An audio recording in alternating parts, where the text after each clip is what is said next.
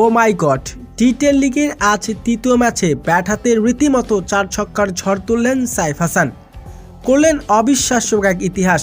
আজমাত টাইটান্সের বিপক্ষে অবিশ্বাস্য এক ইনিংস খেলেন সাইফ হাসান। হাঁকিয়েছেন একের পর এক ছক্কা। সাইফ হাসানের মার্কেটিং ব্যাটিং দেখে রীতিমতো হতবাক প্রতিপক্ষ বলার।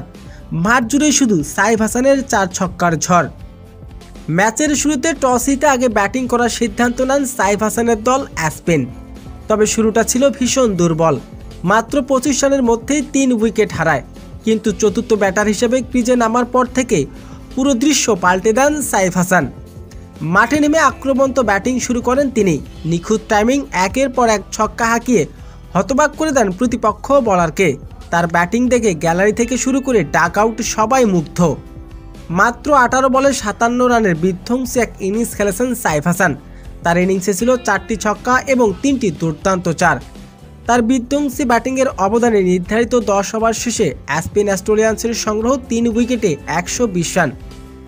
টি10 লিগের তৃতীয় ম্যাচে আবারও নিজেকে প্রমাণ করলেন সাইফ হাসান। তার বিধ্বংসী ব্যাটিং তৈরি হলো আরও নতুন এক ইতিহাস। টি10 লিগে ব্যাট হাতে রীতিমতো 4 ছক্কার ঝড় তুলে সবার নজর কেড়েছেন সাইফ হাসান। তো দর্শক, সাইফ হাসানের এমন বিধ্বংসী ব্যাটিং আপনার কেমন লাগতো দর্শক জানিয়ে দিন আপনার মূল্যবান মতামতটি কমেন্ট বক্সে।